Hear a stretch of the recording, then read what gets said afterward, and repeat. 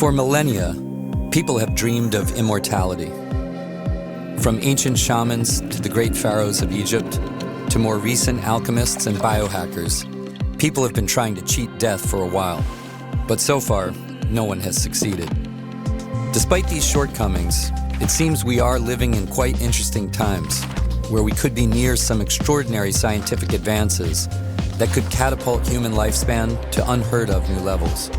Join us in this journey to explore the latest breakthroughs in the science of longevity and discover what we can do today to increase our chances of living long enough to take advantage of the exciting longevity technologies of the near future. I don't know about you, but most of us don't like the idea of getting old. Just when things start becoming interesting in life and we gain wisdom, maturity, and stability, our bodies and minds begin to decline and slow down. Some people even dare to call aging a disease. People ask, is aging the biggest risk factor of disease? In my opinion, it doesn't matter my opinion. What matters is what science is proving. Pointed out that you have a 5 times greater chance of dying of cancer if you smoke. You have a 500 times greater chance as you age. Aging is the breakdown. If we eliminated cancer, our life expectancy as a country, as individuals, would go up about 3.5 to 5 years, depending on which statistic you believe. But aging plays a much larger role in that process. Unfortunately, people at younger ages are aging faster today because they don't take care of their bodies. So there's zero question that aging has a giant impact on the breakdown disease. 90% of the people in developed countries die because of aging, not because of terrorism, not because of climate change. The enemy of humanity today is aging. Aging is basically a loss of function. So your kidneys, when you're young, they perform fully and they're able to clear all the toxins out of your body. But after decades of functioning, they start to lose function. The same with the brain, the same with the liver, the same with the immune system, right? Older people are more susceptible to diseases and so on. And that's because there's an accumulation of cells within a tissue that are no longer functioning as originally intended. People over the age of 65 usually have 2 or more diagnoses of an aging disease because they go hand in hand. They are merely the symptom of biological aging. If you look at the definition of a pathology, aging fits a pathology perfectly. If people say aging is not a disease, well, if it's not a disease, why are there some animals that don't have any detectable aging process, like lobsters and tortoises and clams? They have no detectable aging at all. It's about a 3-fold increased risk if you have high cholesterol for getting cardiovascular disease. How many people do you know in your 20s that have cardiovascular disease? Almost none. And yet it's extremely common by the time you get to your 70s. It's like a 100-fold risk. It's obvious. We've known this for a long time. If you slow aging, you delay all of these chronic diseases. So it's clearly a risk factor, the biggest risk factor and the most common risk factor. And that means we should be spending the most effort trying to do something about it. I'm definitely not in favor of aging. I think that aging is the world's #1 problem because it causes so much deprivation, so much suffering. Yes, it kills people, but it tends to kill people after a long period of decline and decrepitude and dependence and general misery. That's a problem. Humans, we want to stay active, young, creative, and for that we need longevity extension. We need a healthy condition, both of the body and the mind. So I think it is an asset, and there is nothing wrong with wanting to be young. It will be a very important step when regulators like FDA will recognize aging as a disease. So this will allow public funding or health insurance to finance these longevity interventions. What's exciting is when you look at aging as a disease, is then you know you can cure it. And if you can cure this disease, then you basically can live forever. Once we've gotten rid of the degenerative process of aging, then most diseases will be eliminated. So when people think about aging and their own lifespan, they frequently turn to their parents and their grandparents to sort of determine how long they're going to live. But it turns out, at least science has recently told us, that only 7% of your lifespan can be based upon your genetics. So conversely, 93% of your health span is on you. So it's going to be what you do with your life. It's going to be what you eat, if you exercise, what things you surround yourself by. We did a bad deal with the devil one day. We came to the devil and says, why is life expectancy for thousands of years 25 to 35 years? That's the life expectancy. And the devil said, oh, okay, you know what? I'll help you. So he did. He gave us the sewer and the clean water and antibiotics and vaccinations and surgery. And what happened? We went through this phase, and now we have those diseases, Alzheimer's and heart disease and cancers and diabetes. And we need to make another deal now. And the deal has to be that we target aging. Okay, and by targeting aging, we're going to prevent those diseases and make our health span better again. A common, inexpensive diabetes drug has been making headlines in the last few years as a potential longevity drug. But what is it? And what's all the fuss about? So metformin was a drug, or some of its cousins were drugs that were used 80 years ago. And they're actually used to prevent flu and malaria and inflammation. And it's during this time that people noted that those with diabetes, it lowered their glucose level. And so it became a diabetic drug. And we have preliminary data to show you from other studies that people on metformin have less diabetes, they have less heart disease, they have less cancer, they live longer even than people without diabetes, less Alzheimer's. And because of its safety record and because it's generic, it's the cheapest drug on the market, we thought that's a great entry. You know, healthcare providers are not going to object that their subject will be on metformin, such a cheap drug that will have so much health benefits. And when we prove the concept, the pharmaceuticals will jump in and the world will rapidly become a better place. I'm much more conservative here. So I would love to see the outcome of TAME trial, this 5,000 people trial where metformin is going to be used to measure age reversal effect. So I do believe that in 5 years from now, metformin can be first or one of the first longevity drugs. So metformin is going to be a start. It will give us 2-3 years, which is enough time to then maybe add another drug or being more dramatic in how we attack aging. 2-3 years, it's a concept that I want to put in perspective. If we cured heart disease in the United States now, we'll get 2-3 years of life extension. So 2-3 years of health span is a lot, and it's translated to trillions and trillions of dollars of saving. And I'm saying 2-3 years on average, right? Some people, maybe metformin won't be effective, and some people may live 10 years healthier more. Well, everyone can do whatever they'd like, right? And there's different evidence for different molecules. Certainly, there's very good evidence for metformin in animal models that it slows down aging. And there's some initial evidence in humans, although some humans have side effects. And so you don't really know. We know everything we need to know on metformin because there are billions of years of use of metformin across the world. There's not going to be any surprise. When you start metformin, a lot of people have side effects in the first week of use, and it's usually gastrointestinal side effects. Other than that, most people have no idea that they are taking any drug like that. So I would claim that it has the best record of any drug for safety. It does amazing things for you in terms of longevity.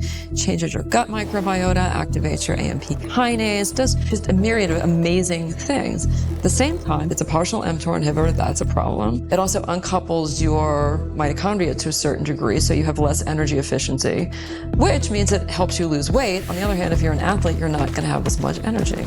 So there's all of these sort of caveats and innuendos of these things that we sort of have to be aware of as we start sort of playing with the aspects of longevity. So metformin's actually probably the worst of the, I'm sure it's not the worst, it's the worst of the popular approaches to stress response upregulation. I don't understand why it's popular. This thing just has such mixed results in animal studies. Yet you have this human study in diabetic patients where the diabetic patients gained a small but very consistent gain in life expectancy, just a few years. It's just not interesting. If you told them to go exercise, it would have been way better. We know that for type 2 diabetics, metformin is fantastic for them. It reduces their heart disease risk and kidney disease progression. But unfortunately for non-diabetics, when they take metformin, there was a 2019 study that showed that those who took metformin, they actually impaired their response to exercise. So those that were taking metformin, they were only receiving about 50% of the benefit of the exercise regime that they were doing. So we need to make sure that with any strategy that we're doing, it's first of all safe and then effective. Nir Barzilai is running this TAME trial that'll help to give us a better answer. And I think there's no reason to kind of push ahead of the science and start taking these things before we kind of have proof on whether they have any impact on aging. Taking a drug used by organ transplant patients and for cancer treatment as an anti-aging therapy may sound a little outrageous. But increased interest in this approach is being driven by the research into rapamycin. So rapamycin is a small molecule. It's actually got a really interesting backstory to it. So it was first found from bacterial cultures on Easter Island, which is, of course, also called Rapa Nui. That's where the drug gets its name from.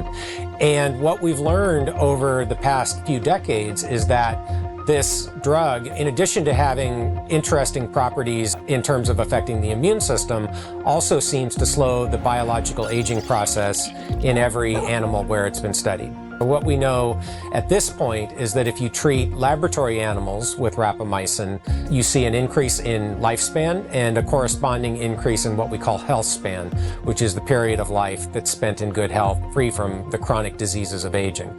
So really the big question at this point is whether or not the same effects will be seen in dogs or in people outside of the laboratory. Over and over again, when rapamycin is tested, we can see a roughly 15 to 20% lifespan extension in mice. So out of all of the molecules that we're currently investigating to see what molecules will actually extend lifespan, I'm most excited about rapamycin. And I think it's high time that we translate some of that mice data into human clinical trials. If you ask a clinician, they're often worried about rapamycin, and the reason is that it's used for immune suppression. So after organ transplant, for instance, people are prescribed rapamycin, but they're not prescribed rapamycin alone. They're given rapamycin plus cyclosporin, which is a very strong immune suppressant. And together, they further suppress the immune system. And so people are worried about infections and things like that if they take rapamycin. But the truth is, in a healthy population, at a low dose of rapamycin, it doesn't suppress the immune system. It's immunomodulatory. In fact, it protects against some respiratory infections. The nice and good thing about rapamycin, if you look at the studies, it's dose dependent, which means the more you give, or the more you take, the better it works.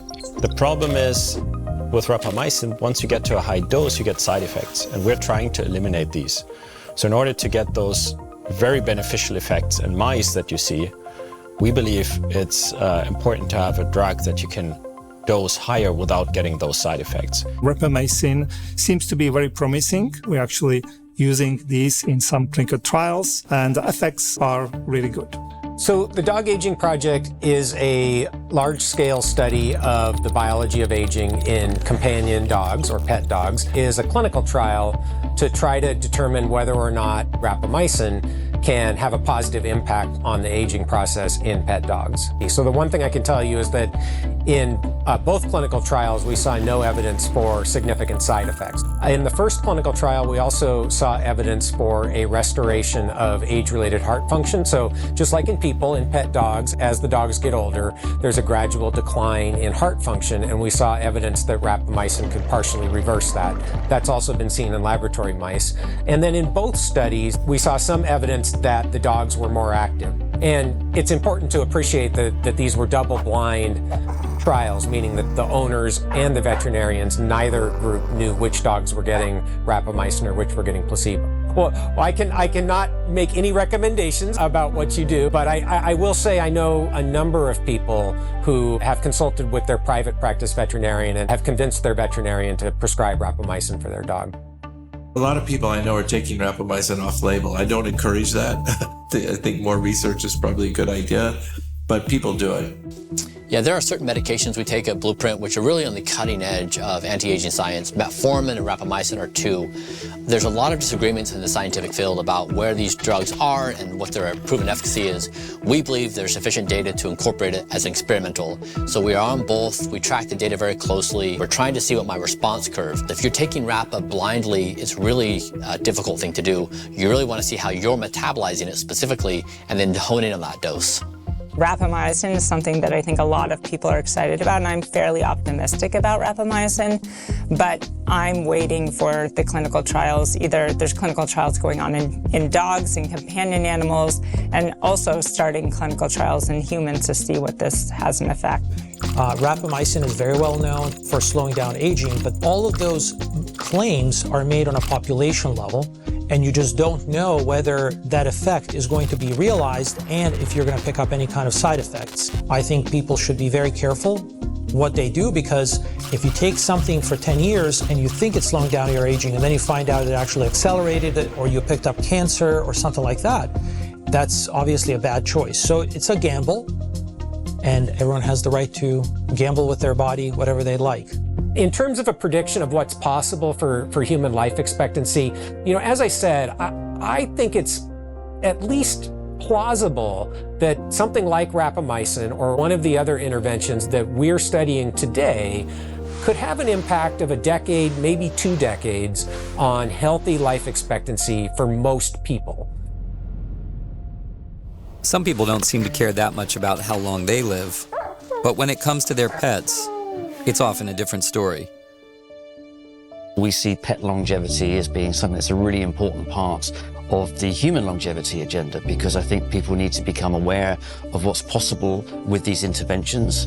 And if you're looking at your dog as somebody that you want to live longer, and you can see that that's possible in the interventions that you give them, they get the same diseases as us in many respects, then we see that that's going to be a very important bridgehead for educating people on what's possible for themselves. Anybody who has a dog, first of all, recognizes that dogs age about 7 to 10 times faster than people do, but also that dogs don't live long enough, right? We all love our pets, and it's a horrible experience when your companion, who you feel is part of your family, right, goes through this decline in a few years that would be a few decades in people, and ultimately you have to make the decision to let them go. That's horrible. Even the interventions that we have today, there's a really good likelihood that those could have a significant impact on health and longevity, both in companion animals and in people. Doing trials in humans takes a long time to get a result.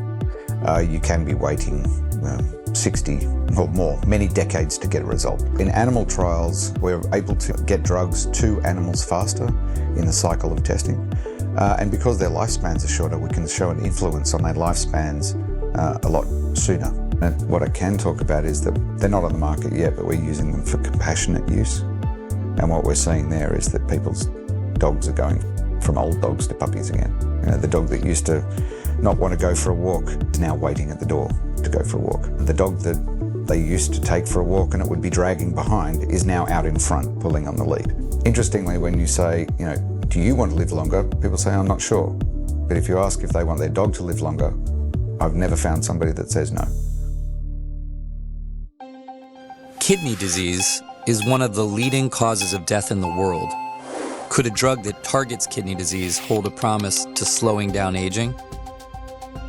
There's something called Klotho. Klotho is in every animal, every human being. It's a gene expression. When it is high gene expression, people live long. When it's low, you live less. It determines your brain as well. They believe it'll have an impact on dementia. In animals, for example, with mice, they take the Klotho gene out and their life expectancy drops by 80%. They expand the Klotho gene, in other words, the expression, as they get older. Usually like NAD, many other things, it shrinks, like stem cells. They shrink, they drop. But when they bring it back to normal levels, in mice at least, they live 30% longer. It'd be the equivalent of 20 more years in a human being's life. So Klotho was discovered in the late 90s in Japan by a Japanese scientist that was looking for treatments for hypertension. Since then, there have been over 6,000 academic studies and publications looking at Klotho. Klotho's a circulating hormone primarily produced by the kidneys, which declines with age. So through research, my scientific team, we saw that there was a strong correlation between kidney health and overall longevity. Humans that have kidney disease or kidney failure have low levels of Klotho. And we see, just like in the original mouse studies, these humans rapidly age. My kidney function was dropping. I measured my own Klotho levels were low, and I just felt old. My body fat was close to 25%. I weighed almost 200 pounds. Right before I needed to go on dialysis, I had a kidney transplant. And so about 6 months after my kidney transplant, I tested my Klotho levels, and they went back up to the normal level. Started feeling better. I feel like, I've become younger in many different ways. So they're just going through the safety protocols now. Next year, they hope to start their traditional approach with humans, and I'm very excited about testing that out and being a part of that process, because everything I've seen so far makes it fascinating what it can do. It's a very big difference in your body's ability to regenerate, also to clean organs in your body, arteries in your body. It's extraordinary. We're developing this as a regulated drug, not a nutritional supplement. We'll go through FDA clinical trials starting next year and bring it to market, as soon as we can. Kidney disease is a big problem. 40 million people in the US alone have chronic kidney disease. 500,000 people a year die from kidney disease, and currently there's no treatment. So again, there's so many new discoveries that are happening that can transform everything. What you got to do is take care of yourself long enough so that these technologies catch up with you. That's really it. If you do the right things now so you're around, you're probably going to live to see these things, because we're at the base of a geometric progression and understanding how we can transform the body. Many studies have shown in animals and in humans that even a moderate amount of exercise, walking, some light strength training, does increase natural production of Klotho. We suggest everybody get in moderate exercise. Healthy kidneys, longer life. What if we could program our cells to become younger? That is the promise of epigenetic reprogramming, a new field of science that aims at reversing aging at the cellular level. So there are some very exciting therapies coming through. There's a lot of focus on cellular reprogramming, which is to be able to take cells back to a more youthful state, but for them to still maintain their identity. If you could change back that epigenome so that the right genes are on and the wrong genes are off, can we revert you to a younger age? And a lot of people believe that we can. We're seeing skin cells being reversed by decades, 30 years. We're seeing blind mice regaining their vision. We also know now that you can take cells of a given type and turn them into a completely different type. So you can make a skin cell a neuron.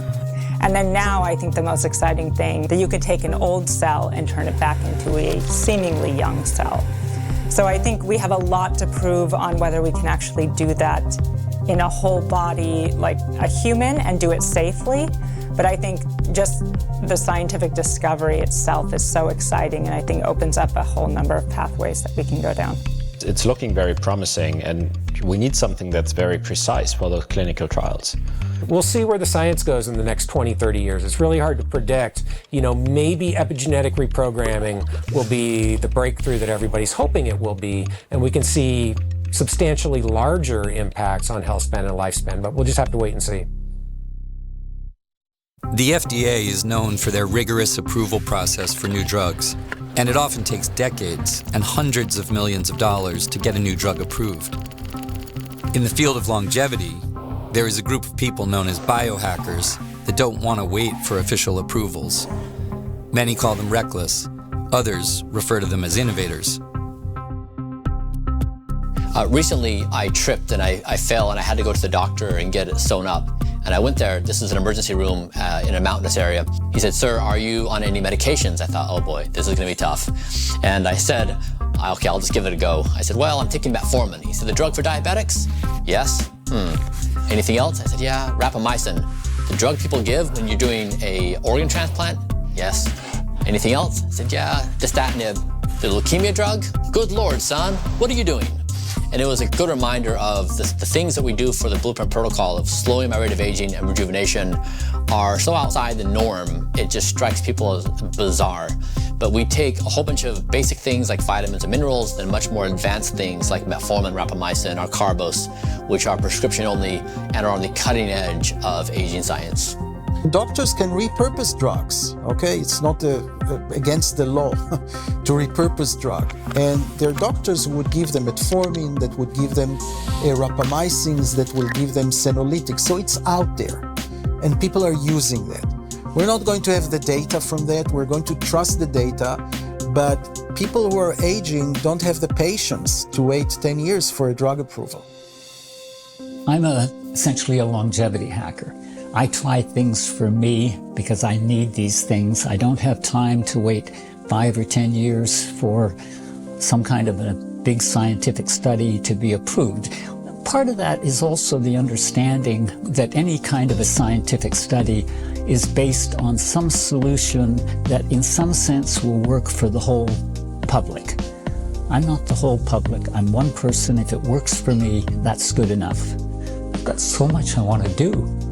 I need 500 years. When you approach life with that kind of expectation, all of a sudden, you're not looking at the end of your life. So when you get very old, a lot of these things that are of dubious benefit, or at least hard to measure benefit for younger, older people, it starts to be worth taking a shot. So they're sophisticated biohackers. Many of them are scientists.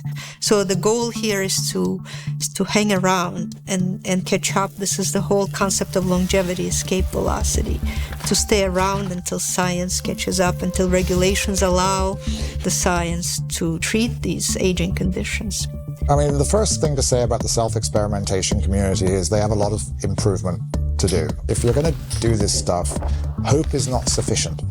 You must measure before and after. You must test the compounds you're ordering from wherever you're ordering them from. You know, you have to do this properly. And frankly, self-experimentation has a great history in the scientific community, that it has a bad rep these days. If you look back in the 1800s or even like the middle of the last century, people are out there injecting themselves and testing things on themselves, and bold and brave scientists are actually making progress based upon this.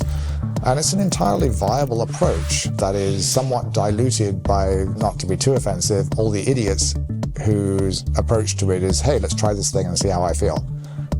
You just can't do that. We live in a world in which most people know more about their car than they know about the operation of their body, and that's criminal. It shouldn't be the case, but that it is what it is. Technological breakthroughs in longevity are moving at incredible speed, and advances in nanotechnology might be just around the corner. We are the beginnings of nanomedicine. And by nanomedicine, I mean injecting tiny, tiny, tiny little machines into our body to go in and do repair work in cells that have aged and have lost their ability to reproduce effectively. I think that's really exciting. Nanotechnology is developing injectable, biodegradable nanoparticles called nanots. And the amazing thing about nanots is that instead of adding things to the body, they take things out. They take the junk out. Think of them as little tiny sponges that circulate in the body, and they absorb harmful substances that contribute to inflammation, aging, cancer, and sepsis. And they go and clean up the mess that accumulates with aging. They're able to unmask cancer for the immune system. The same treatment is able to address senescent cells as well. It's a pretty exciting new technology. The idea is to receive these injections periodically and clear out this harmful junk that shouldn't be in the body and needs to be taken out. In the near future, these nanotics and other longevity treatment will be used first in clinical trials to treat diseases. And Nanotics specifically will do clinical trials to treat cancer in the Massachusetts General Hospital and in the Mayo Clinic, and to treat sepsis at the Cleveland Clinic. So 3 of the best hospitals in the world are focusing on this novel nanotechnology. Senescent cells can be a problem for aging, and the field of senolytics is searching for ways to tackle these pesky little zombie cells. So cells are dividing, but there's a limit to their division. After 50 divisions, they cannot divide anymore, and they become what we call senescent. When they become senescent, they're changing their biology and they're starting to accumulate lots of proteins and inflammatory markers that are being secreted to their environment. Because they sit there and they just disrupt everything. If you get rid of them, you get pretty much instant rejuvenation in days in mice. You can take old mice, clear out, let's say, 30 to 50% of the senescent cells that are lingering in their tissues, and you have a laundry list as long as your arm of diseases that reverse considerably when you do that, from arthritis to the enlargement of the heart, the weakening of the heart muscle, that reverses. All sorts of stuff that you might think, wow, this is never going away. It's a really profound change. The drugs that are used now in mice to test and are being trialed in humans may turn out to be the best Alzheimer's treatment of the next few decades, because Alzheimer's itself appears to involve, and most other neurodegenerative diseases appear to involve senescent cells in the brain messing up the shop with their secretions.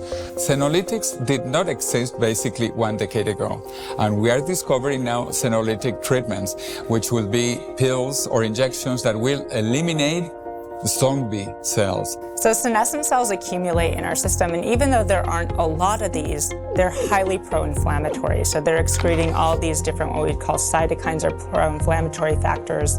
These can actually then damage nearby cells and either actually make them become senescent or potentially actually transform them into kind of precancerous cells that could, go on to create tumors. The development of senolytics is really probably unique in the annals of recent medical history, because the first drug they dug up to try on animals is actually really, really good. The dasatinib-quercetin combination has yet to be bested. In fact, all of the other senolytics where we actually have data for how good are they at clearing versus, what are the side effects, they're not better than dasatinib and quercetin. So you have this fascinating dynamic where a drug that is approved and a supplement together could be used off-label. It can be used now off-label. There are people out there using it now. We don't have the trials yet to back that up, and that's a bit criminal. They're going very slowly because it's an approved drug. It exists. It costs next to nothing. There's absolutely zero incentive for any of the big players to try to, take this existing drug and put it through trials. The trials are all academic. I mean, I'm not going to tell people what they should and shouldn't do. I would say personally, I would not be taking dasatinib and quercetin at this stage as a healthy individual who is not kind of suffering from a deleterious disease. So I think, there's plenty of time to wait and see how this pans out. I would also argue that for most young, healthy people, you aren't at the level of senescent cell accumulation that this probably will make a huge difference. And I think we don't really know to what degree, prevention really early on before you have much senescent cell accumulation is really going to impact kind of the burden later on. So I'm not convinced that we know the full story about senescent cells. We don't yet know which senescent cells we need to remove and which ones need to stay, because the process of senescence, it helps to reduce cancer rates. So we probably don't want our old cells from dividing because they've probably got damaged DNA or mutated DNA. So we don't want those mutations to proliferate or to grow. So we use senescence to stop that from happening. So we don't want to be stopping senescence. Senescence also has a crucial role to play in wound healing. So again, we want to make sure that we're clearing away specific old cells, but we're not too sure which cells yet to clear away and which molecules can do that best. So I'm very hopeful around this area of research, but a lot more research needs to be done first until we can actually use this in humans. As exciting as the new advances in the longevity space are, we're not at a point yet of having a magic pill that will miraculously make us healthy and young again. Therefore, we should probably not forget about the basics. My name is Chris Bumstead, and I am a 4-time Mr. Olympia bodybuilder. I compete in the classic physique division. So I've been competing in bodybuilding for 10 years now, as a professional bodybuilder for 6 years. And it's a full-time job. It's treating food the way you eat like a full-time job, training like a full-time job, and sleep and recovery like a full-time job. And over time, I also began to incorporate caring about my health rather than just the physical image of my physique. And that's when I really started to get into the benefits of longevity hacking and the beauty of focusing on your health rather than just an image. So I absolutely believe exercise, especially lifting weights and building muscle, helps in the longevity of your health as a human. And I think more so than just living a long time, but actually being healthy for a long time and being able to function in the world the way you want to. So you're not stuck in a hospital bed or stuck at home in bed or something like that. But the more muscle you have, the stronger your body is, the more you can fight off disease and illness, the less likely you are to fall, the more likely you are when you fall to be able to recover quicker. Because one of the earliest signs of death in someone is when they fall, they break a hip or a leg or something like that. Once you're over the age of like 70, it's really hard to recover from that. And the more muscle you have, the more likely you are to catch yourself, not from fall. And if you do, also to recover or not hurt yourself. So I think it is so important to exercise throughout your entire life. Eat a high protein diet, exercise hard, have weight bearing loads so that you're able to maintain that muscle mass. And of course, cardiovascular health for your endurance is also very important to keep your heart working over time, to keep your heart strong and pumping like it needs to. Building muscle mass, also a direct relationship. I put in the books in Life Force several studies that show it directly relates to cancer. Your muscle mass plays a bigger role than you have any idea. It's not about just looking good. It's about strength, and it's about vitality, and it's about your metabolism.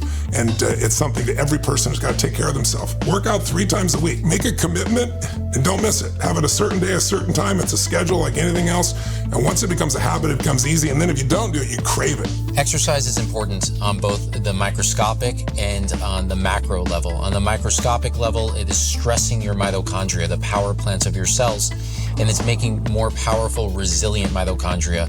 One of the 12 hallmarks of aging is the aging of your mitochondria. And then on the more physiological level, it is leading to better circulation, better heart health, even neurogenesis, so new neurons being formed from exercise. One thing you learn in bodybuilding is that you can't out-diet no training and you can't out-train bad dieting. They don't really counteract each other, and you could eat as healthy as possible, or you could eat nothing, you could fast, you could do all these things, and you really need to kind of push your body to new limits to continue to grow and be as strong as possible. And no one really gets too old and wishes they had less muscle or wishes they were weaker. Usually wish you were feeling a little bit stronger, a little bit more robust, and that's something that only really comes from exercise. I actually work out more now than I did 10 years ago or 15 years ago because my body needs it more. Usually it's anywhere from 45 to 90 minutes plus trying to walk places. When we're on the set of Shark Tank, everybody else is taking the cards. The set is 0.35 miles away and I'm walking back and forth, so I'm walking 2 miles a day while we're shooting Shark Tank. If I never had to look in the mirror, I'd think I was 35.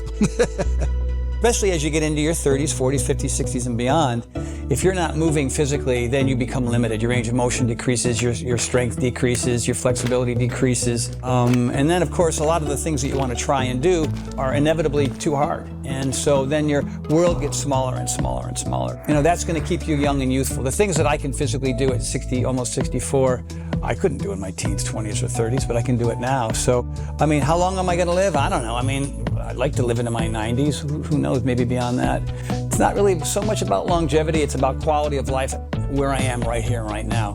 But the end result is, I mean, here I am in my 60s feeling better than ever. The first thing is I exercise, and I actually exercise every day. Exercise at any age is maybe the most important intervention.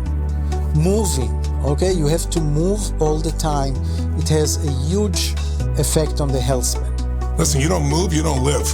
I can tell you all the wonderful things you can do biochemically for your body, but there's no replacement still for exercise and movement. I think it's not just about medicine, it's about us doing our part. But today, most people don't do their part. I always say if they could bottle the effects of exercise, it would be the hottest kind of therapeutic in aging research. If I could get all of my patients to be exercising at least half an hour a day, I think I'd see half the patients in the clinic because most of them wouldn't need to come to see me. When I think about quality of life, the baseline has to start with energy. Once you have abundant amount of energy, then you live life. If you're just getting started on your health and fitness journey, or you're a weekend warrior, but now you want to really understand what it takes for that longer longevity, the first thing to do is to start measuring some key metrics about your body. Understanding your sleep, your resting heart rate, your heart rate variability, your VO2 max, measuring these things over time and seeing what about your lifestyle today is changing them. And then starting to implement very specific changes. Could be to exercise, could be to your sleep routine, could be to your diet, and all of a sudden starting to see improvement in these metrics. That'll be incredibly motivating, and give you the feedback that you need to improve. What if one day we could press a button and print a new heart or a new liver from our own live cultured cells? That would be pretty amazing, right? And that reality might actually be closer than we think. So today, if you need a heart, liver, lung, kidney transplant, you're waiting for someone to die and then hoping that you're on the transplant list. But it's not going to be that way for long. What we're seeing is incredible work like, what if you could engineer the surface antigens so that you can take a pig heart or a pig kidney and transplant to a human and have it not be rejected? It works the same. And so the goal here, and it's happening right now, it's not perfected yet, but inside this decade we will see it, where if you're on a transplant list, you don't have to wait for someone to perish. There are going to be organs made available to you that can keep you alive for years, maybe decades. Another technology, this comes from the work of Dr. Dean Kamen at the Advanced Regenerative Manufacturing Institute. He's built technology that can take a pluripotent stem cell, take one of your skin cells, turn it into what's called an induced pluripotent stem cell, put it in one end of the machine. The machine replicates that stem cell billions of fold, and then has those stem cells differentiate in the proper fashion, and then manufactures an organ. Imagine being able to go from a skin biopsy to a new heart for yourself, or kidney, or liver, or lung. It's an extraordinary time. How many times have you woken up refreshed after sleeping for 8 to 10 hours, or felt like a zombie after a sleepless night? This contrast tells us how important sleep is to our bodies, and that perhaps it can even affect our longevity. The longevity therapies I'm most excited about are sleep, diet, and exercise. They're the most uninteresting and basic components that no one wants to hear about because everybody wants to hear about the magic drug, but they're the three things nobody's doing. I believe sleep is very important for good health because during sleep you release growth hormone and you have to give the body a chance to reanimate. There's a lot of hormonal and other mechanisms of restoration that occur during sleep. Slow wave sleep and REM sleep are really the two most important periods of sleep. Slow wave sleep is more focused on repairing your muscles and your body, and REM sleep is getting your mind to repair cognitively. It's also when you're dreaming. So people who say, they can't remember their dreams or they don't think they dream, they're probably not getting enough REM sleep. But both these periods of sleep are incredibly important. But I've fucked my sleep off for so many years. My REM is like pretty poor. So I'm trying to figure that out the best I can so that my energy is as full as possible from a renewable source. People will say like, oh, we're having dinner. It starts at 8. Like, 8? Are you kidding me? Like, we are so heading upstairs at 8 to go to bed. Because I lived a life where I was always exhausted. And it's like you're burning the candle at both ends and it catches up to you. And at some point, you can pay the price in a heavy way, especially if you're doing what I do. I used to say I'll sleep when I die. I used to sleep, 5 hours, 5.5 hours being my max. Sometimes 4, which, is not good. You can't sustain that. I think everybody has a variance in their capacity. But when I was doing Life Force, of course, I had to do the homework on sleep. And I interviewed some of the top sleep experts in the world. And one of them said to me, Tony, I'll prove to you beyond a shadow of a doubt the value of more hours of sleep. I said, okay, tell me. He goes, we did a study on 1.6 billion people. I said, that's total BS. No one did a study on 1.6 billion people. He said, yes, we did. All the countries where people have daylight savings time. And he said, you'll find this in every single country. When we spring forward and you lose an hour, the next day, in the next 24 hours, there's a 24% increase in heart attacks. And he went through all their statistics, car accidents, everything. What's crazy is when we fall back and get 1 hour extra, in the fall, the exact number, 23%, so with a 1% change, it goes the other way, meaning less heart attacks. So if 1 hour of sleep can do that, I started saying, so now I work to get 6. because sleep is such an important thing for longevity. I think if you're trying to live a long, healthy lifestyle, stress reduction and sleep are some of the two most important and easy things that you can apply. Within that, obviously, there's different cues and things that help. Personally, I like to just make sure stress is as low as possible when I get close to bedtime. So I stay away from stuff like social media, blue light, my phone, anything like that. I just try and really decompress, whether it's through meditation or just spending time with my dog and my fiance. I wear these blue light blocking glasses, which prevent blue light from coming in your eyes, and you can feel your brain relax as you put those on, because you're preventing any harsh lights coming into your body.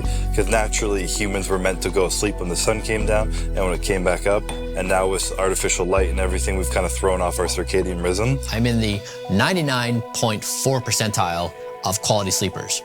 Now, if we just got good sleep, the world may change.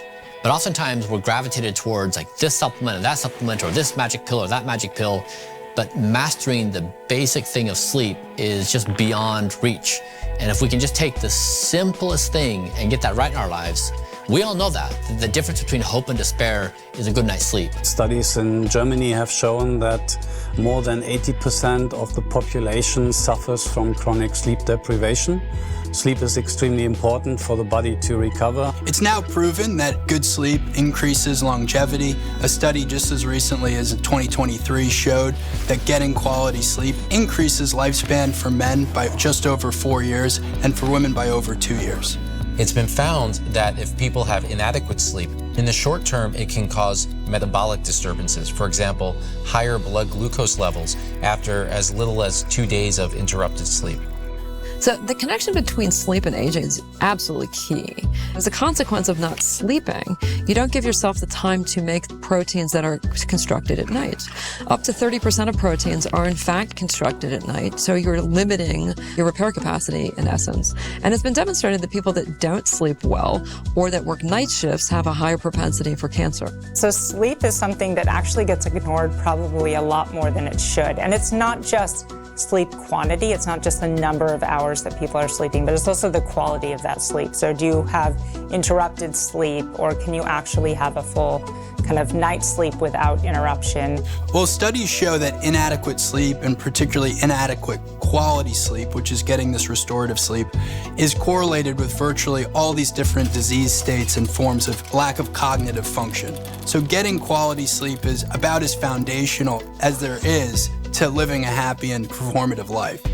If we could have done with less sleep, frankly, evolution would have gotten rid of it. That's why we are always so active and thinking and cannot stop. And when we want to go sleep, we have no peace. It's because of the cortisol. You take a cold shower, you will sleep like a baby.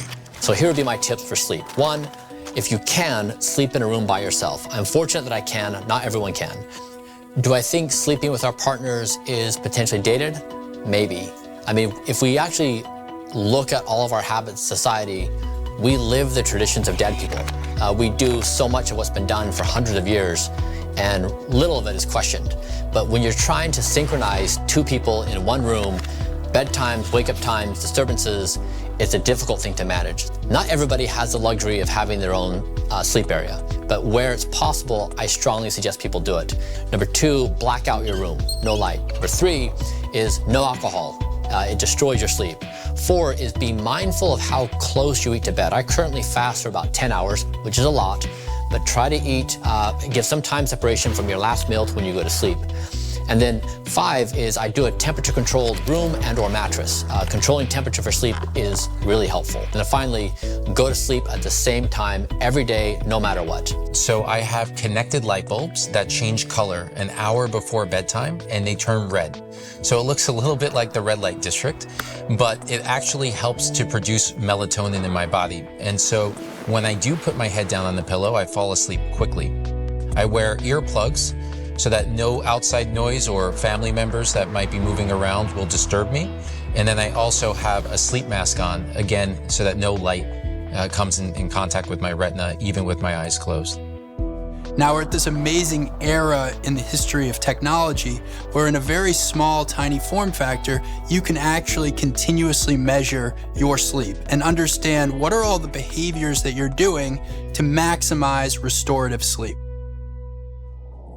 According to experts, it seems like a lot of diseases are related to inflammation. So what is inflammation, and how does it affect aging? Inflammation is a product, a consequence of our immune system trying to find an answer for intruders. It doesn't know where it is, and then the body becomes in the alarm condition. And that alarm condition is inflammation. So that affects the immune cells. Because your immune system, when you are younger, it does a very good job of protecting you from the evils of the world, pathogens, and etc. As you get older, it sort of turns on you, and you become more inflamed and less able to fight off infection. And inflammation is just absolutely horrid on the body. It releases more free radicals, it creates DNA damage, and so one of the main tenets of blocking aging is to decrease the inflammatory process. So your innate immune system is just running around constantly in your later life saying, oh God, this place is falling apart. And that's a big problem. And turning that off is something which people are only really just starting to get a grip on. Which of the levers do we maybe think we can turn to stop it reacting in this way? We're going to be causing things like heart disease, cancer, and diabetes. So we want to try and minimize inflammation as much as possible so that we can age better and again weather those attacks in the future a little bit better. So it can, for example, cause leaky gut and leaky gums and leaky blood-brain barrier. It can actually attack its own organs, which is what we call autoimmune diseases such as rheumatoid arthritis. It can cause inflammation such as inflammatory bowel disease, and then all these neurodegenerative diseases. So all of those, even metabolic disease and obesity, are very likely caused by inflammation. What is the purpose of inflammation? Why do we even have this inflammation? Well, guess what? If we didn't have inflammation, we would die of wounds. So inflammation is really good when it is needed for a short term. So you get wounded, it becomes red. That's inflammation, to stop from the bacteria from actually getting inside the body. But a chronic inflammation that we're having due to our lifestyle, the modern lifestyle, that is what's causing us to age. What causes those inflammation? Constant stress. Our work environment is stressful. And a lot of people will tell you their home environment is stressful, right? So it's work that, causes us to stress, and you go home and your spouses cause us to stress, and then you suddenly have stress all the time. That causes inflammation. And I think also the nutrition that we are providing our body are in fact getting less and less. People used to live on a farm. They used to eat the food that has a lot of fiber. Now we're eating all the processed food, and that is causing our body not to have the nutrition. Not only that, we're now growing the food that are full of pesticides, full of insecticides, full of antibiotics in the meat. And that's causing now the whole ecosystem inside our body to be destroyed. So there are many ways to fight inflammation. A lot of people started at the dietary level, and they tend to consume foods and agents that are less inflammatory than others. But once you are already inflamed in your body, there are many molecular agents that do this. By far, I think the best one is curcumin. Exercise seems to have a big impact on inflammation. So even though exercise itself is a stressor, it's what we call hormetic, so it's this mild stressor that can actually have a beneficial impact in the long run. And one of those impacts is that it seems to reduce inflammation. Other things are reducing stress, so people who even experience these traumatic life events or have kind of continued chronic stress due to potentially socioeconomic situations tend to have more inflammatory profiles. A happy and healthy mind yields a healthy body. For millennia, people have explored the role that our mind plays on our bodies. But could a healthy mindset also affect our longevity?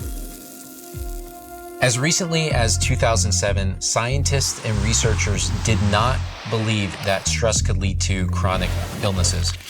But since then, a lot of research has come out, and it's been found that stress can lead to things like cardiovascular disease, autoimmune disorders, and even cancer. The reason for this is that when we're stressed, we're disrupting the circadian cortisol rhythm, and that is going to lead to a down-regulation of the glucocorticoid receptors in inflammatory cells. Our bodies were never designed to be constantly under stress. And that's the reason when you go home, What is the thing people say before you eat? Let's do the blessing or the prayer. Why is that? Because the idea was to actually bring your body from sympathetic mode into parasympathetic mode. That means get rid of fight or flight response, be in the gratitude, so you actually now reduce your stress so your body can start to digest the food. What happens is when you are stressed, your body produces more inflammatory cytokines. You get increased cortisol levels and a variety of other hormonal levels.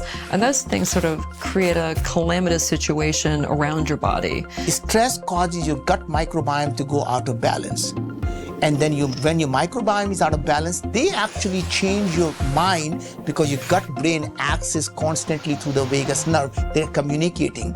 So idea is when your ecosystem in your gut is imbalanced, you get mental health issues and it causes inflammation. We live a very fast-paced lifestyle in this day and age.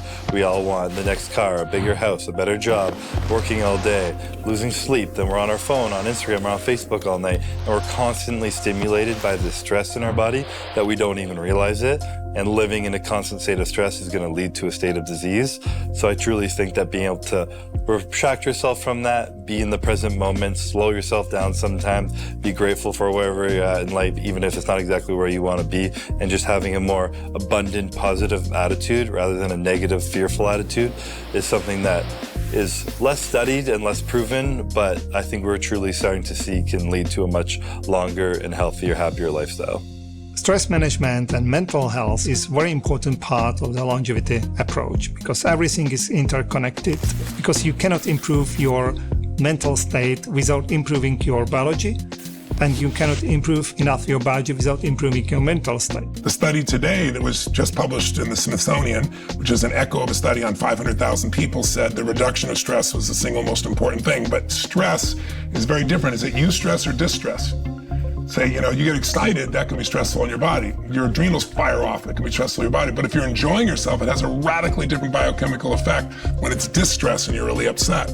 We need a certain amount of stress to feel alive. We need a certain amount of stress to be healthy. But it's the balance of stress. And is it, again, eustress or distress? It's amazing someone's attitude and mindset about stress and how that changes the biochemistry a person experiences. I know a lot of people anecdotally in my own life, such as my grandparents, who they smoked and they drank, but they had the least stressful life. They came from a town with a population of 5,000 people. There was no competitive nature. You weren't trying to beat your neighbor. There was a large sense of community, and they're both 95 years old and still healthy right now and not applying any longevity tricks or anything other than living a stress-free life. Yeah, I think that people need to find their zen. I mean, it's not like finding your sport or what are you good at? It's more like what gives you a feeling of peace and what gives you a feeling of center. Once you do it and you walk away and you know that re-energized you and that you have a clear mind and that you can now solve problems that were in your life. Whatever that thing is, make sure you try to do it on a regular basis. The most powerful tool I've found in my life for improving stress has been learning to meditate. This can be a practice for as short as 5 or 10 minutes, could be as long as 20 minutes, but it really allows you to sit with your thoughts and just breathe. And what you learn to develop in this process is this third-person perspective on how all these different things that are going on in your mind are really operating. And it gives you the ability to control these thoughts and pass them through. And what you find when you actually measure the state of meditating is it can often look a lot like quality sleep. And it can often really decrease your resting heart rate and increase your heart rate variability, which are key signs that your body is actually in a performance state. Managing stress, the best way of doing it is yoga. And the reason I tell you that, when you're doing yoga, you have to listen to your breath. That means you can't think about anything else. I would say exercise definitely promotes good mental health and helps stress management. There's a lot of endorphins and hormones that your body releases through training hard and exercising hard. A lot of oxytocin, serotonin your body just naturally releases. You get a dopamine surge from a heavy lifting workout and all these things, and it naturally will decrease your cortisol levels. And there's also a fact that if you go in with high cortisol levels into the gym, your body can use that cortisol to push through pain thresholds and train harder, and in the end, your cortisol levels will actually be even lower. It turns out things like making art, creativity, dance, movement, exercise, mindset, joy, those things have biological objective measures. So I make sure that I minimize any toxic relationships in my life. Hopefully I can eliminate them. If not, I minimize my time with those people and I maximize my time with the positive people in my life. And when it comes to relationships, that does not exclude animals. So I have my dog Mia, who I'm in love with, and I find that even just stopping for a second and giving her a hug or a kiss really calms me down a lot, and I can feel the endorphins flowing through me when I spend some time with her. So purpose in life actually describes why you get out of bed in the morning, what makes you tick. It is the reason behind your actions, and it serves as a navigation system that guides you through life and helps you to strive and achieve. And during the day, when you become nervous or anxiety or stressed, just do 10 or 20 breaths. You keep it 1 minute. Like, take that moment. You stop the stress. What happens in the body? 5 times more blood will be flushed into your heart and into your brain. Give it to your body. Give it to your brain, the seat of the mind. It's power. It's life force coming in. You want death force or life force? Not all cells are made equal. There are certain types of cells called stem cells that hold a big promise in the world of longevity and anti-aging. So what are those cells, and how can we benefit from them? So I've been getting stem cells now for about 3 years. I first got it for a chronic injury I had in my knees. My knees were super sore and I was building arthritis from the way I train. I train really heavy, really hard, very consistently, and it takes a big toll on my body. And stem cells are something that are great for bringing down inflammation, but what I learned is that they're also great for modulating your immune system. And I personally have an autoimmune disease called IgA nephropathy, and that started to affect my bodybuilding career, my stress in my body. It was really just taking a toll on me. And ever since then, I haven't had an autoimmune flare-up. I've been much healthier. My kidney filtration levels are much more in range now, and all my health markers have been kind of getting much better over time, along with all the other stuff I've been doing. But I'm sure also the stem cells have been a huge contributor of that. All stem cells really do is they help to repair or restore function. So they're kind of the building blocks. If something is damaged, they can help to repair that damaged tissue back into a normal state. Now, stem cells also have a unique ability to self-divide, meaning they can go through this process called mitosis, where they can divide and regrow new tissue. Aging is happening because of these cellular processes. What if we can take these cellular processes and turn them back into a normal state, meaning like you were when you were 20? The stem cells are that regenerative engine. They're constantly repairing, but as we age, the number of cells in our body can be reduced by hundreds to thousands of fold. So we don't have the cells there. And the DNA that was resident and pristine at birth is beginning to degrade as we age. So one of the big technology areas is, can we replenish your stem cell population? So if we can have a treatment that can target all the hallmarks of aging in an effective way, that to me is not only the most effective in terms of time saving, but it's also most likely to be the most impactful. So in my opinion, intravenous treatments of stem cells and exosomes, which are derived from stem cells, target all those hallmarks of aging and can slow it down significantly. As long as it's done properly, I also don't see too many potential side effects, so I don't think the risk is very high. But these are just opinions. There's very little hard scientific evidence to make any sort of a objective judgment. It's hard to say that everyone should try stem cell therapy because there's plenty of ways to be healthy very naturally without drugs, without spending a lot of money. But I think there's specific people who have specific problems that it can definitely help with, whether it be chronic injuries, arthritis, lots of inflammatory diseases, autoimmune diseases. I think they can definitely help. But I also believe there's plenty of other methods to help. If that's not really in your price range to afford stem cells, there's much more you can do. But it's definitely something that I would like to see the costs come down and the availability to the public become a lot more widely available to the public so everybody can use it. Like Hippocrates once said, "Let food be thy medicine, and let medicine be thy food." This old adage, it seems, is still valid to this day. Are you keto? Are you paleo? Are you pescatarian? Are you vegan or plant-based or whatever it is? You can be what you want, but you gotta eat healthy food. You gotta eat whole foods. And that means in general, regardless of which one of those things you are, you gotta eat a lot of plants. You know what I mean? And you have to have some high quality protein. I think diet is one of the most cost-effective ways to increase your health. So I really try and focus on a whole food diet. There's a lot of diet fads that come out, whether it be carnivore, keto, and all these things, and I'm sure they all work in their own way. But at the end of the day, they're all restrictions that stop yourself from putting certain things in your body. And I choose just to put natural whole foods in my body. Whatever's been around the longest on this earth, it's probably there for a reason.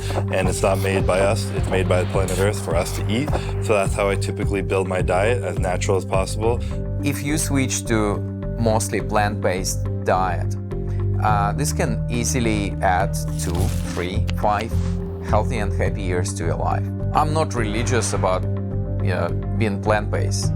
I occasionally eat meat or fish, but I'm also very focused to consume as much vegetables as possible. I do have a whole plant diet, and at the end of the day, try and minimize my animal proteins that I bring in. I love being vegetarian. It can be weird when you're with a bunch of guys going to a steakhouse. What I eat really makes a difference in how everything in my body operates. Literally, I'm plant-based, raw vegan. As I get older, the more raw foods I eat. Mediterranean diet, rather, is a great diet for people to look at. But today, there's technology where you can see what your body responds most to in terms of food. Some people burn carbs really well. Some people burn fat. Some people burn proteins. So again, that's what we do at Found Life. Find out what your individual body needs and then design a diet around that, ideally. And I think that's the thing that doesn't get enough attention. You have to learn what it is for you that fits your wiring. I don't think there's one size fits all. Those type of life hacks, may not extend my lifespan, but they'll extend the quality of my life. If there's one thing in diet, it is eliminating sugar. Our bodies never evolved for the amount of sugar that we consume. Sugar is a neuroinflammatory, it's a cardiac inflammatory. It is, unfortunately, addicting and ravages the body in a multitude of different ways. When you get older, food becomes more like medicine, where you need the nutrients in order to be able to be your best self. My opinion, and also the scientific evidence, shows that plant foods are the sine qua non of a healthy diet. And so in our experience, the sicker the patients are, the more they have to rely on a 100% plant-based diet. So there's been a lot of debate as to which diet is best, but overwhelmingly it seems that at the moment, the best diet or the best evidence for a diet would be the Mediterranean diet. So this is things like lots of fruits, vegetables, fish, olive oil, nuts, seeds. Those are the things that seem to actually improve our health and improve the aging process. I eat a 95% plant-based diet. I eat a little bit of fish, and so occasionally we'll have a little bit of cheese or dairy in my diet. So there's evidence from both epidemiological, which is just, looking at different populations, and also some experimental data showing that plant-based diet is what we would call anti-aging. So it's associated with slower rates of aging. So from the epidemiological perspective, you can look at kind of these longest lived populations around the world, which live in these areas called blue zones. And they tend to be, although not exclusively plant-based, mostly plant-based. In terms of whether specific diet approaches to dietary components are good or bad, look, everybody's trying to sell you something. Vegetarians are generally better off, but are they better off because they're not eating all the gunk that comes with meat? Or are they better off just because vegetarians tend to eat fewer calories? Even a question as simple as that, nobody can tell you the answer. So just basically eat sensibly and keep the calories lower. The most practical things that people can do: one, identify the worst version of yourself. And you know who that person is. In me, it was Evening Brian. 5 p.m. to 10 p.m., he ate junk food and way too much every single night, and I couldn't stop him. You have your own version of Evening Brian. Who is that person? When do they show up? What are their arguments? And what can you do to develop a plan to stop them? So in my case, I fired Evening Brian and said, you cannot make decisions anymore. But one of the most useful things you can do in your life is identify versions of you that engage in self-destructive behavior that you feel powerless to correct. Try to overpower that. Name the person, identify their behaviors, what their thought patterns are, what their arguments are, and then systematically eliminate them from your life. The purpose of Health and Longevity Cafe is to make the longevity solutions massively affordable and available.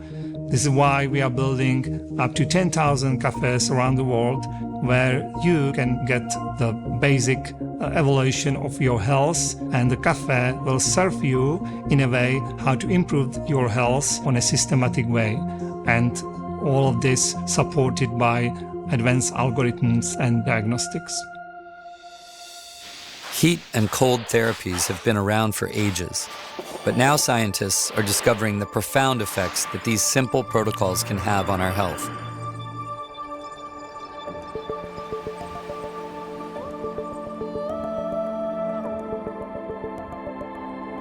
My name is Wim Hof. They call me the Iceman because I broke a lot of records in the extreme cold. Cold exposure is the training of the neglected cardiovascular system. It is the best cardiovascular workout you can imagine. It is the training of 125,000 kilometers of blood vessels and millions of little muscles inside. It is tackling the cardiovascular related diseases, killing millions of people in Western societies every year. One of my favorite things that I've been doing for the last 5 years is ice baths. So I have a cold plunge in my backyard, and I like to do these away from working out either early in the morning or on a rest day, because how strong the anti-inflammatory benefits are of it can actually decrease the benefits of hypertrophy training, such as lifting weights. You want the inflammation from immediately after training, so you don't want to get an ice bath after that, but applying it at different parts of your day, it can decrease your cortisol levels, increase dopamine, it can help reset your HRV levels to help you sleep better at night. There's a lot of benefits that come from cold therapy, and a lot of studies have been on that lately. So at a certain moment, I came in contact with scientists, and they tested me, experimented me, and researched upon me. And they found out that I was able to bring down inflammation. Inflammation causes 50 to 60 million people to die every year, and probably a couple of billion people to have a less quality of life because of inflammation. As long as cells are able to reproduce and to divide, you live longer. You can influence that process very directly by going into cold showers every day. Because then you train the cardiovascular system, and then the oxygen, nutrients, the vitamins, they get everywhere in all the cells. A cold shower a day keeps the doctor away. That's what I always say. And now even the doctors are doing it because they know the shit works. I'm a great fan of cold plunges. I have started this practice like 4 years ago, and I have observed a tremendous difference. So I have suffered from frequent colds years ago until I changed to cold showers, which I do every day. And this has actually increased my resilience against infectious diseases quite tremendously. Ancient cultures were drawn to saunas not because they thought they would live longer. They were drawn because it made them feel better. Similar to today, it could be 70 degrees outside and you feel the warmth of the sun. It just feels really, really good. Heat exposure for longevity is a really interesting area of research. There was a lot of data coming up from Finland where they were looking at sauna use, and it seems that the combination of sauna use with exercise seemed to protect against heart disease even more than just exercise alone. By going into saunas and subjecting yourself to quite high temperatures, we elevate the heart rate and we start to sweat out different salts, and by doing that we're activating heat shock proteins. So it's hoped that by activating those types of proteins, we can make our cells more resilient. Specifically, we can protect our cells from heart disease. The good news is you can activate these powerful heat shock proteins through any type of heat activity. It could be a hot bath, it could be hot water with lemon, it can be a sauna, it can be anything that generates heat. I also have a sauna, which sometimes I contrast therapy. I go back and forth from sauna to cold tub. And within that, I'll wear a heart rate monitor, and I'll let my heart rate get really high in the sauna, whether doing sit-ups or push-ups, and then I'll immediately go over to the cold tub, maybe do some breath work like that. And sometimes I'll see my heart rate go from 150 beats per minute to 50 beats per minute in the matter of like 2 minutes. And that is it's a system that I do that allows my body to adapt to stress a lot more effectively. Believe it or not, one of the most powerful things research has shown that will transform your health is a sauna. A sauna, 20 minutes at over 162 degrees, and the best saunas are those infrared, so you have to get one that goes that high. But the research on that is unmistakable. 55% less chance of having a heart attack, 52% less chance of having a stroke. I mean, it goes on and on. The goal is 5 times a week. The study shows if you do it 3 times a week at 20 minutes at 162 degrees higher, you get all the benefits I just described you. But to me, it's just a habit. I just do it. It's fantastic.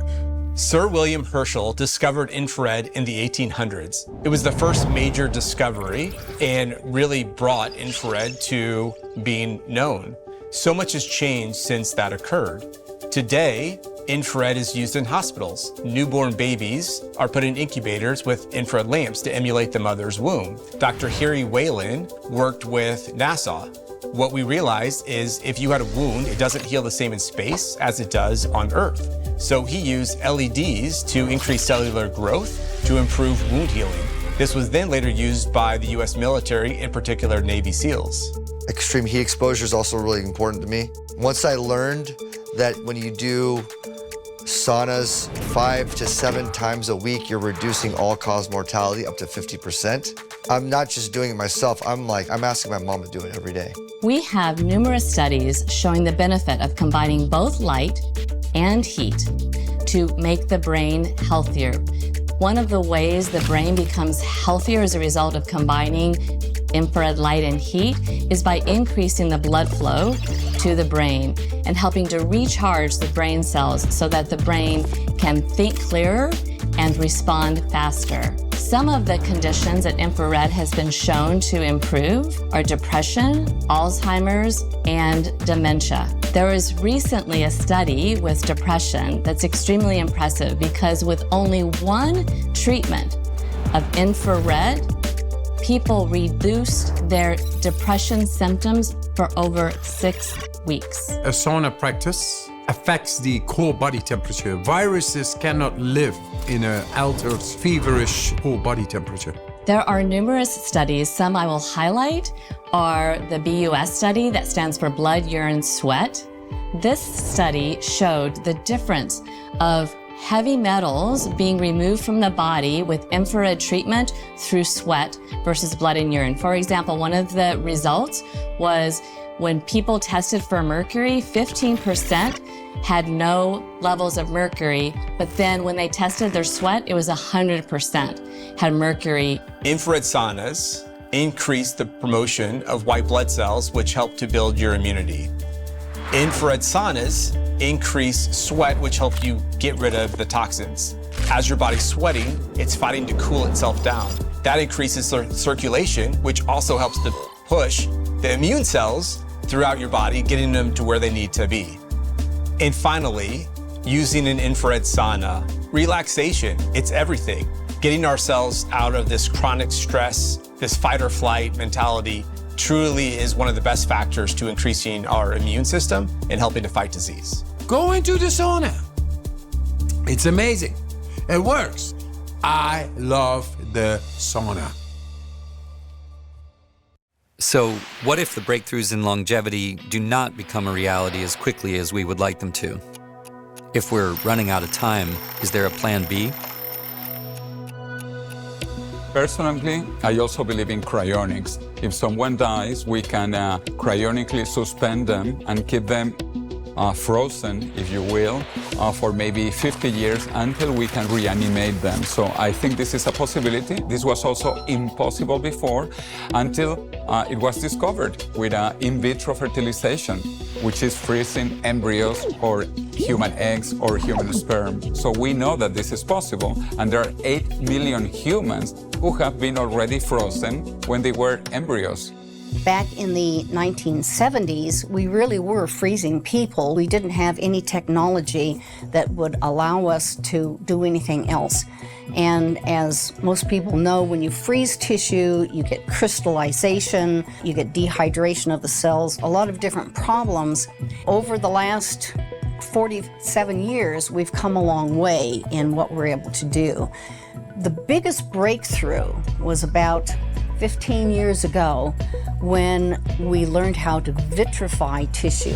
Vitrification is a physics term which refers to taking a liquid below the ice point and not having it crystallize, but have it turn into a glass-like state. Obviously, there's a lot less damage. Once we were able to do that, it was like huge leaps forward. But we still had the problem of rewarming. Those of us who are more optimistic think it will be 50 years or less, and those who are more pessimistic put it at about 100 years. With nanotechnology, the way it's envisioned for revival is it would do very much the same kind of thing, but instead of trillions of biological cells, you would have these tiny little nanorobots, which are computer controlled, would be in the cells, and they would do the same thing. They would look at a cell wall that's been damaged, tear it down into its constituent atoms, and then rebuild the wall so that it functions properly. Memory is cryopreserved. We don't have our memories, it's not going to be us. And so that's integral, and we feel very confident that memory and identity are being retained. I mean, when you stop and think about it, not a single human being has ever survived being alive on this earth.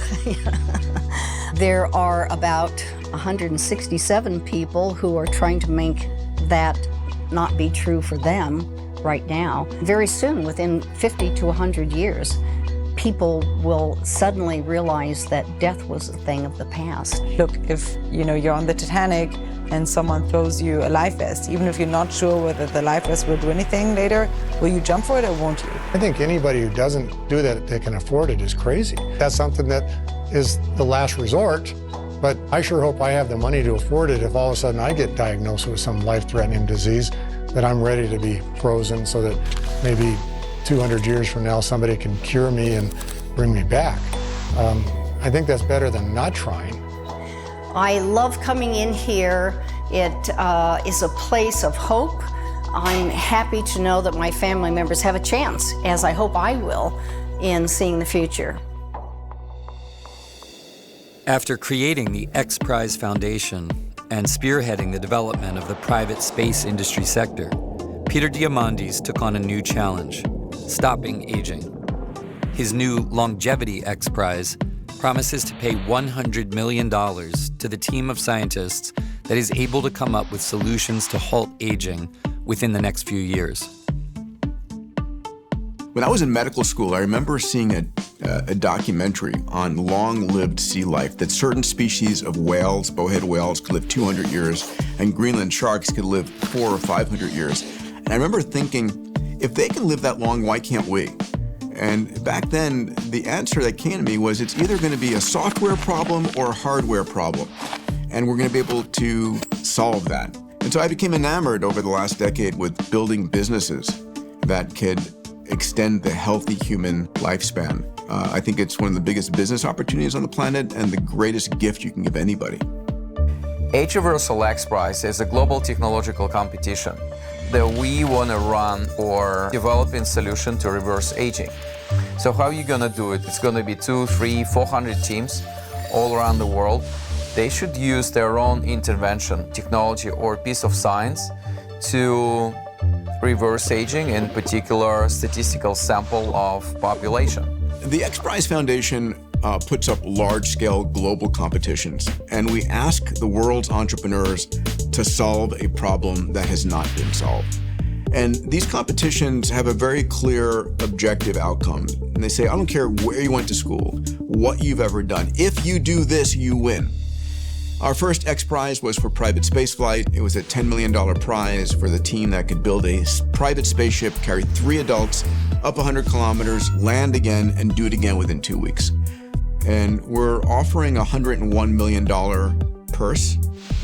For the team that can reverse the ravages of aging, can you in fact reverse by 20 years functionally skin, immune, muscle, and cognition? And for me, it's about changing the mindset of people from not, wow, this is crazy, can it be done, to, oh my God, when is it going to be done? Longevity is a new field for science, technology, and medicine. There are many questions out there and several misconceptions about the space.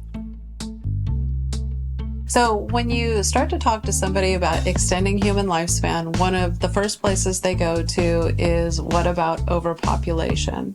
But there's a couple of really relieving data points that need to be discussed in that. The first one is that all technology is working in parallel. It's not that all scientists are working on extending aging.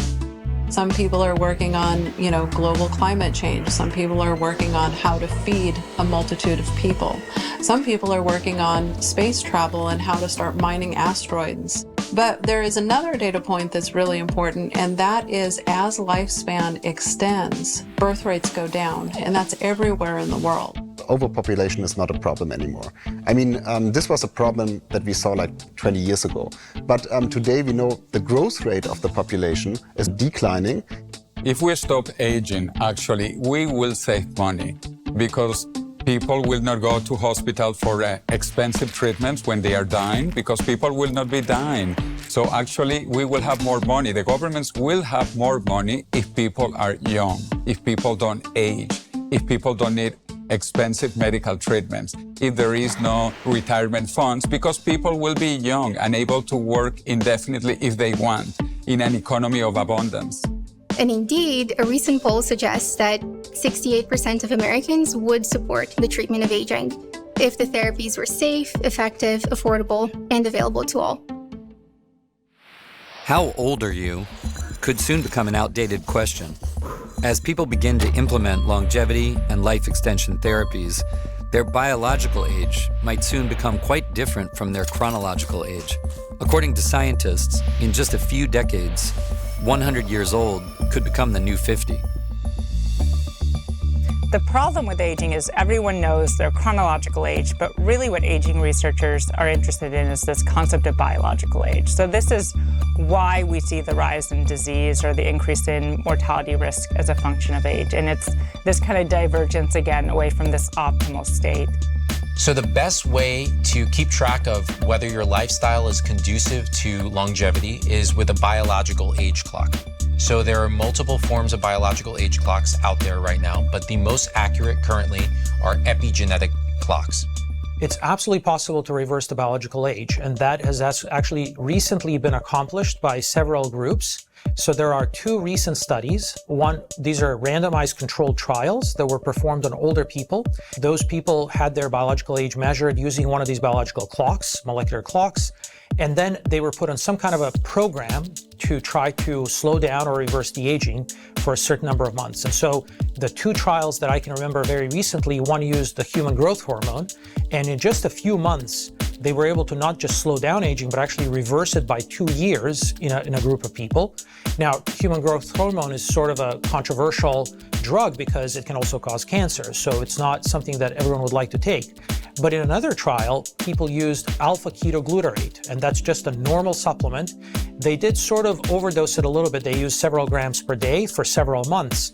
But in that short period, they actually showed that they can not just slow down aging, but reverse it significantly. I think it was something by 1.5 years or 2 years reversal in a few months. Let's take a guy, he's 55 years old. He's 40 pounds overweight. His cholesterol is sky high. His LDLs are high.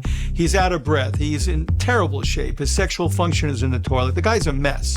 We put him on the right kind of program. We do HRT, hormone replacement therapy on him. We change his diet. He loses the 40 pounds. His cholesterol comes down. His LDLs come down. His HDLs come up. All of a sudden, this guy physiologically is a different person. What if one day we could stop aging? And what would happen when we get to that stage? Do we become immortal? What would that even look like? Well, it's amazing that we as humanity have always had this fascination for living forever. and that fascination has never died. We are definitely at the cusp of increasing our lifespan and health span. There is no doubt in my mind. There is nothing in our body that says that when we turn 100, we must die, or 130, or 150, or 200. I really believe we will be able to live as long as we want, and we'll be able to live healthy as long as we want. And to me, that is the purpose worth living for. So when you look at telomere length, they say the cap that you can live is about 120 years. So that's our kind of genetically programmed time to live as long as possible. And there have been people who have lived up to 120 years, but that was without any technology, without any medical innovation. Now we can alter the genetics. We can modify the environment in which these telomeres are attritioning, meaning they're becoming shorter. So we can modify that environment. It's hard to know what the maximum age will be, because 120 years is just our base. That's what we have to work with. Those are the raw materials that we have in our body. If you were to tell most physicians or medical researchers in the year 1900 that we will soon have magic bullets that cure infectious diseases, bacterial diseases, it would have sounded too optimistic. It seems to me that our ability to arrest aging is an inevitability. Absent any catastrophic event stopping progress, biology is an engineerable system. We have increasingly powerful tools to interrogate biology, program biology. It's different, it's more complex than computer code, it behaves differently, but there's no reason to believe that we will not be able to arrest aging. All these science fiction ideas of longevity, these ideas of living forever, these ideas of merging into robots, becoming androids, all these things actually could happen. Immortality is already possible at the level of the cell, and it's been that way for 1 billion years. At this point, it's just an engineering challenge of applying those learnings to all of the cells in the human body. For the first time in history, we are truly between the last human mortal generation and the first human immortal generation. When science is extending your life for more than a year for every year that you're alive, and that concept is called longevity escape velocity. Your goal should be, how do you live healthfully for the next, 10 or 20 years to intercept the technologies coming that will then extend your life the next 10 or 20 years. Will we ever get to 500 years of lifespan like the Greenland shark, or 200 years like the bowhead whale? Maybe. But what I feel confident we can get to is being full of vitality and energy and strong cognition, aesthetics, mobility at 100, maybe 120. That sounds like magic, sounds crazy. Ray Kurzweil's been talking about this for 30 years. He's been the most accurate forecaster in the world for any form of technology. I just talked to him the other day. We're right on target. And imagine what's happening with AI. So there's so many breakthroughs that are coming, and so much money being invested by some of the wealthiest people in the world who understand money isn't everything, because if you're not here, you don't have anything. So Silicon Valley is obsessed with this area. I mean, since I was a kid, I was a punk hardcore kid. The punk motto is live fast, die young. I changed that motto. I mean, once I knew the possibility of living indefinitely, I'm like, I don't want to live fast, die young. I want to live fast, die never. I believe with the current advances, in 10 years we'll be able to stop aging.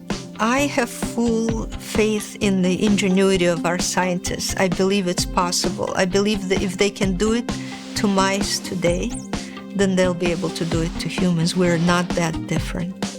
Počítáme s tím, že za několik let budeme zapojovat pokročilejší intervence, které už budou spočívat třeba v mitochondriálních infuzích, v eliminaci senescentních buněk, anebo, dejme tomu, stenčení, snižování aterosklerotických plátů. Takže tady z toho hlediska budoucnost je velmi blízko a je to realistická. Things are going to be exponential. So I'm very comfortable to say that the next 10 years I'll be able to enjoy the fruit of this research pretty nicely, and I'm looking forward to that.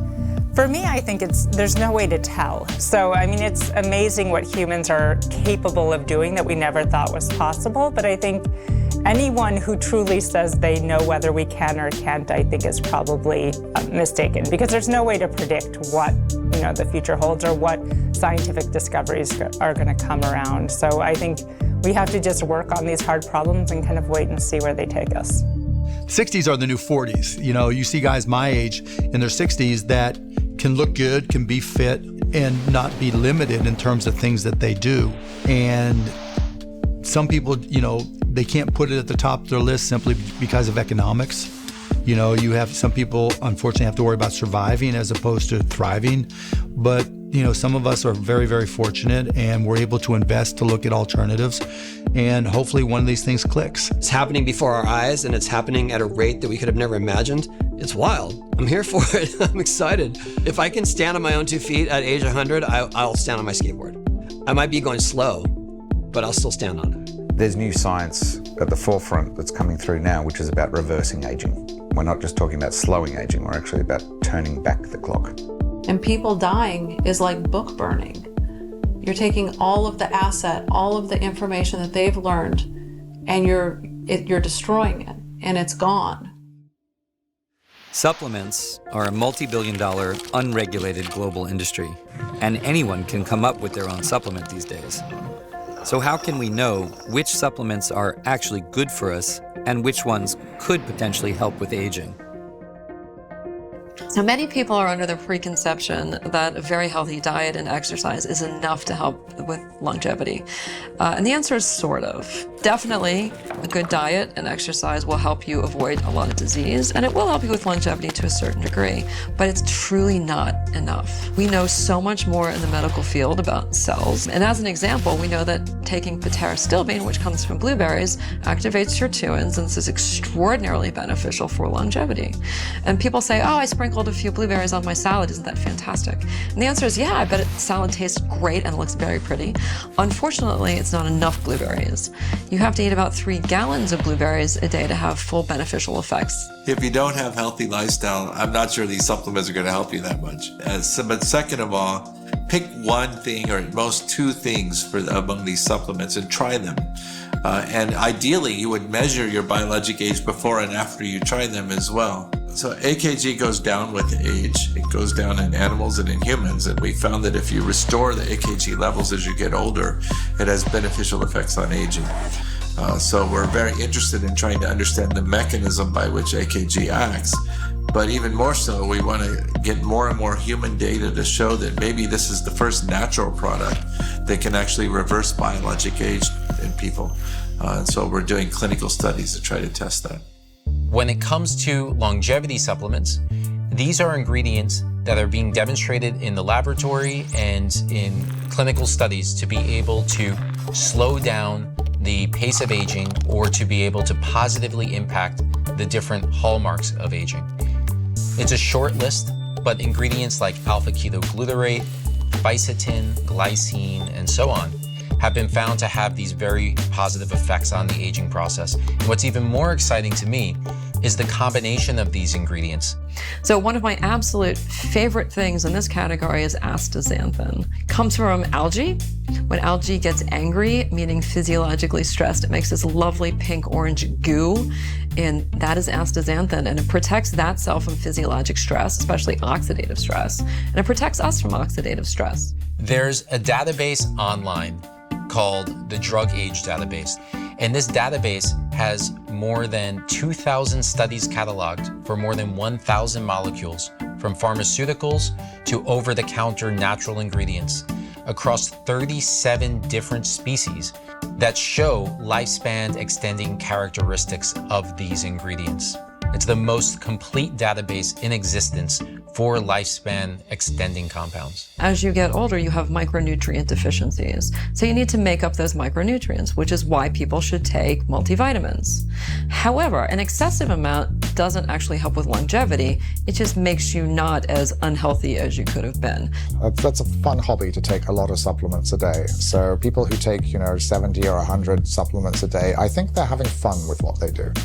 I don't think that we can say it's doing much good beyond that. Yes, all of the mechanisms exist. All of these interactions are documented. These supplements do something, but that something is likely too small to care about. Most supplements, the vast majority, are not longevity supplements. They might be for some short-term health benefit, maybe exercise performance or focus or improving libido or whatever it is that people are looking for. And many companies will claim that they're longevity supplements simply because they are good for short-term health outcomes, but that's not in fact the case. So there's lots of interest, obviously, in natural products that might target the biological aging process. One of the big advantages of natural products is you don't have to do an FDA clinical trial, right? So if they work, it's much easier to get that to consumers and to the general public. The downside is doesn't require FDA approval, meaning nobody has to do a clinical trial. If I had to place a bet right now, I would say alpha-ketoglutarate looks interesting. There is some reason to believe that alpha-ketoglutarate could potentially have beneficial effects, at least in some people, in the context of aging. If you want to take something with the full knowledge that it is experimental and we don't know for some of these things even how safe they are, but it's worth it to you, right? Because, you have developed some major chronic diseases and you're kind of at a stage where you'll try anything. I think, again, as long as you're talking to your doctor and you're taking things legally, I think it's fine. But again, just acknowledging that we don't know and really understanding the science of where things are versus kind of the hype. Vampires using other people's blood to achieve immortality is the stuff of folk mythology. But some scientists today believe that young blood could actually help slow down the pace of aging. The field of parabiosis, or plasma exchange, is definitely a controversial topic, but it has many people intrigued.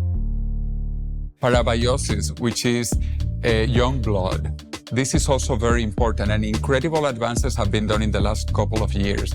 We are identifying what is good in young blood and what is bad in old blood. And we will soon discover really the key elements to rejuvenate blood, because blood goes throughout the body and it will allow the body to stay younger. Actually, blood plasma is something that is very scalable. Blood transfusions happen all around the world every day.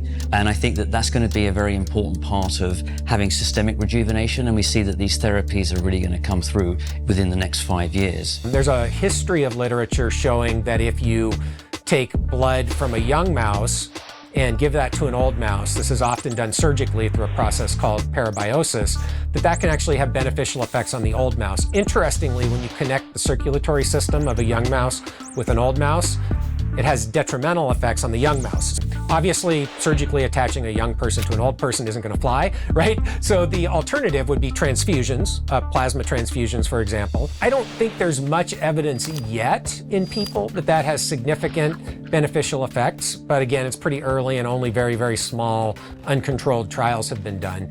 But again, I think from a feasibility perspective, if we're trying to think about an intervention that could be useful for hundreds of millions of people, that's just not very pragmatic, right? So I think that the direction that many people are trying to go is to identify what are the specific factors in the blood that are accounting for these effects, and then you could do a much more targeted approach. I do hear a lot of people talking about getting young people's plasma. And certainly that can be done. It's typically done in a clinical trial setting where you get rid of your old plasma and you get young plasma in return. From the data we have so far, getting young people's plasma really didn't make a big difference. It was simply the process of getting rid of old plasma that really made a difference from an aging standpoint. If you have too many inflammatory markers or toxins in your blood, it's going to increase your propensity towards aging. Plasmapheresis helps us do that. It removes some of these toxins, inflammatory markers from your blood, and we replenish it with healthy serum, albumin, basically. Perhaps we can slow down aging, the disease of aging, by getting rid of our old plasma. Gene therapy sounds scary. Altering a person's genome could obviously have unforeseen consequences. But despite the unknowns, there seem to be exciting paths for these technologies when it comes to longevity and aging. I think CRISPR is very exciting.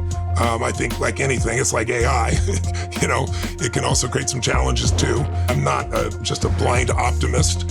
But if you look at human history, electricity can light up a city or it can kill somebody. So I think these technologies have to be monitored, but the opportunity with CRISPR to, for example, have children now that can see again, that were blind, that's actually happening as we speak. We sequenced the human genome back 20 years ago. It used to cost $1 billion and take, a year to sequence a single genome. It's dropped from billions of dollars to hundreds of dollars. And from a year to like 7 hours. So we're gonna sequence every person's genome. As a baby is born, their genome will be sequenced and we'll understand what are they likely to come down with as disease. Can we solve it in advance? You of course can optimize a health span, you can slow your speed of aging, but if we want to prolong life in any meaningful way, we're going to have to get gene therapies working robustly. As humans, really, we can only live to 120, 122, and really we need something at a genetic level to be able to change that, to be able to be living older. So we see that gene therapies are going to be a very important part of the longevity agenda. Most people understand that exercise is the best way to fight the aging process. What if we could give you an injection that can help to increase your bone density, your lean body mass, it can extend your lifespan by 30%, and it can almost trick your body into feeling like it's exercising at a cellular level without you actually exercising. That's the promise of the follistatin gene therapy and other gene therapies that are currently being developed. And it's the world's first reversible gene therapy, which means that you can take an antibiotic and you can get it out of your body at any time. There's no other gene therapy in the world that can be reversed. Right now, as with any new technology, it's expensive. But Moore's Law will apply, which means the manufacturing process to make these gene therapies will become better. And as that process becomes better, it becomes cheaper. And so within 10 years, I've envisioned a future where this will be democratized and accessible to everyone. So I believe that we don't need to be subjected to just the laws of evolution anymore. We can control it, and I think that even though survival of the species is better if we knock off the old, I think we can figure out a way for the human species and our pets to survive even without the old being knocked off. In any industry, there are scams and shady practices. And in the health and longevity space, it's no different. So what can your average person do to help differentiate good science from bad science and promising therapies from straight-out scams? Everybody wants to sell you something. And the people who don't want to sell you things, they all have a different opinion. So ultimately, you're going to have to learn how to read the scientific literature and how to form your own opinions based on that primary data. We're trying to distinct between anti-aging and between gerotherapeutics or geroscience. It's a major problem because a lot of the people in the anti-aging are charlatans knowingly, okay? In other words, they tell you, take that, and you live forever, and you take it and you die, nobody sues them. Or they're not really charlatans, but they're thinking that they have a promise, but they haven't shown that this promise is working. If we can't find robust evidence to support it, then we don't do it. In the current culture of health and wellness, there's a lot of participation in things that don't have scientific evidence. It may work, it may not. We are a group that works on scientific evidence and data. Well, the science of longevity before 5 to 10 years ago was garbage. And whatever people were sort of talking about was probably not very accurate. Perhaps well-intended, but not very accurate. And the population is sort of just sitting ducks. And I think that's putting a really bad slant on longevity science because that's just entrepreneurship. That's people wanting to make money from people that don't know anything. So I think right now, people have to understand several things. Number one, the science is real. We're no longer these crazy crackpot scientists thinking about a world that's non-existent. You can't improve your health, you can't improve your longevity. How do you do that? That's a great question because everyone has a different answer for it. For real longevity, it's cellular optimization and then re-evaluating what your cells do need rather than just throwing in everything that you don't need. One thing that we can say is that the promise of life extension is mostly a promise, is not yet possible to deliver upon, may never be possible to deliver upon, and yet there are going to be a lot of buying customers. The field of anti-aging has more quacks and charlatans than any field ever. People for thousands of years have been touting cure aging products that don't really work. The bottom line is, Even in scientific peer-reviewed studies, you can find support for anything you wish to be true. A lot of people will force some study to get published just so they can market a product. You know, it's an interesting field to work in, right? Because it really is at that interface of, you know, really rock solid, rigorous science. There's plenty of that in the field. And then at the other end, there's pure snake oil. Talk to two scientists, they will give you two totally different answers about aging and what to do about it. Talk to two self-experimenters and one of them will be trying to sell you something. And the other one won't know what they're talking about. No matter where you're from or what your beliefs are, we can all agree that life is a gift that should be cherished. The people working in longevity and life extension fields want to extend that gift for humanity. Whether they can achieve it remains to be seen. But if they succeed, it would bring a new horizon to humanity, where diseases of aging become a thing of the past. To me, aging is just being who you are, regardless of what the number is. We're giving people more years with the people they love. We're giving them more years to work and be productive. We're giving them more years to do what they love. So when we're investing in longevity, what we're really doing is making society better. I can't say what the future of longevity science holds for us, but I think with all the great minds working on it, it's going to probably be pretty amazing. So anti-aging to me is not the end goal, it's what it represents, that we as a species become more peaceful and compassionate, and we can focus our energies less on indulging in these meaningless self-destructive behaviors and more in this wide open frontier where we say yes to the future.